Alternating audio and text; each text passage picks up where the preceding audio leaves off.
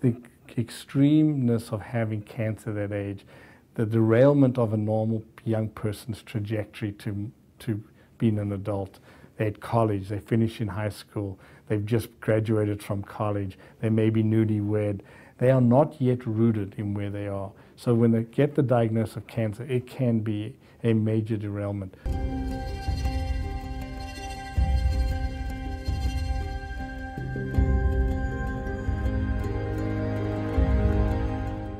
I was scared beyond belief.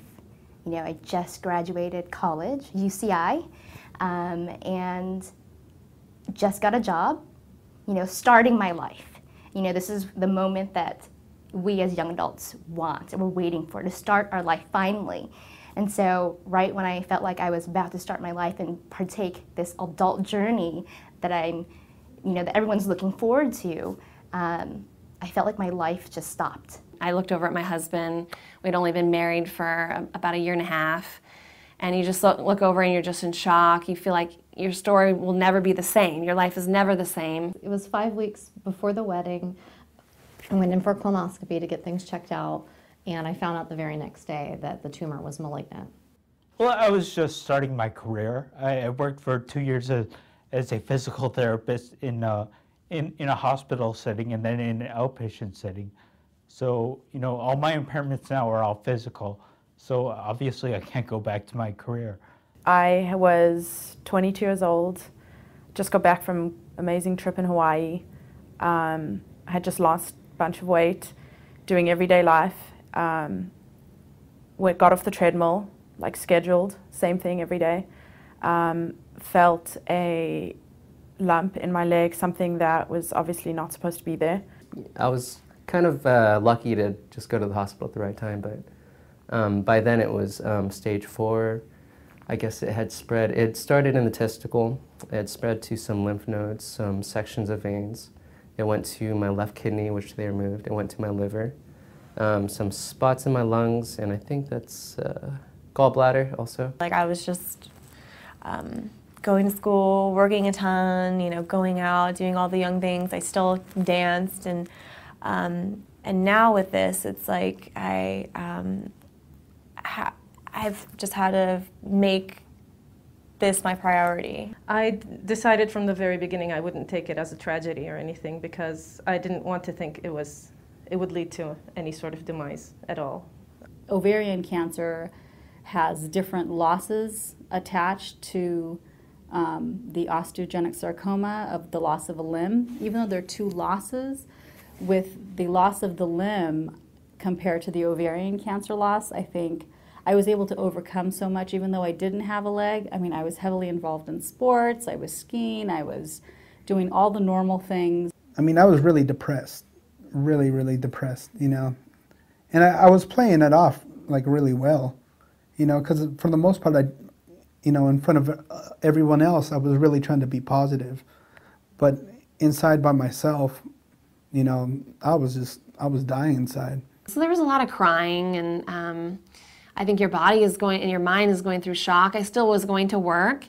I went to work still for about a week, and, you know, people come up and say, "Oh, hi, how are you doing?" And you want to say, "Horrible. I'm doing horrible. I was just diagnosed with breast cancer." I had my half an hour of crying at the beginning, but then that was it. I had to roll my sleeves up and just accept that it's part of my life right now until it's finished. So it's just a challenge that I had to overcome. So it kind of left a huge gap in what I was going to do. I mean, everything I'd been working for was, you know, kind of wiped away, you know, so I really had to figure out what I was going to do with the rest of my life. So I literally went from surgery to wedding to fertility preservation, having my port inserted, straight into chemo with no break. And I gave myself my first fertility shot after the ceremony, before the reception on the day of my wedding. I did everything that a normal 2-legged person could do. So I was able to overcome that particular loss.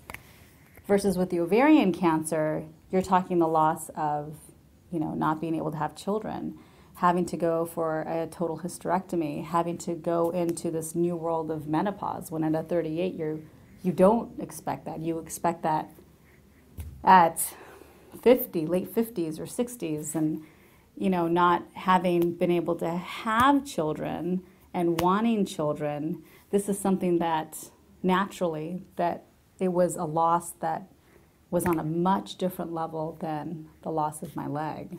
I had my first surgery I'd ever had, and I woke up and my dad was, by my bedside and said, "It's cancer."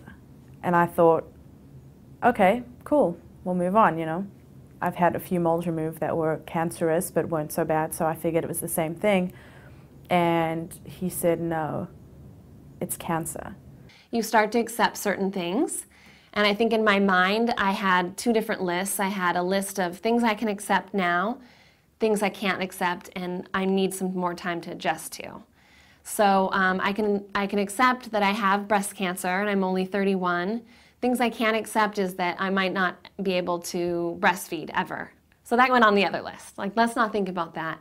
I might not be able to carry the children. All those different things. I might get a reoccurrence, all that stuff. That went on the other list.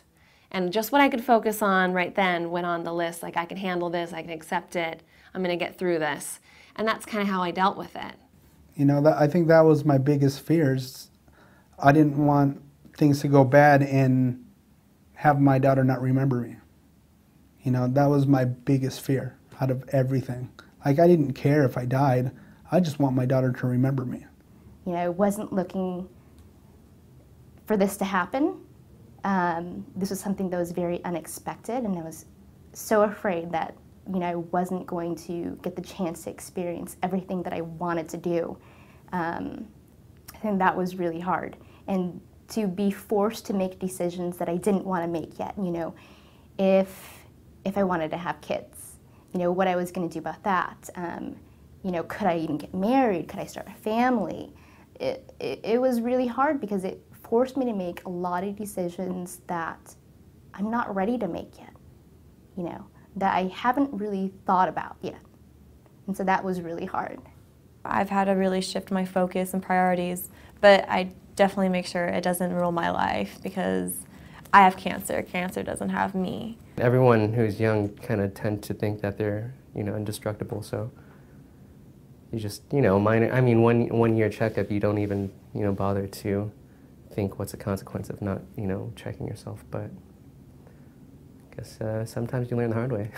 You think because you're young, you're invincible, so that's kind of my thing. No, you're not.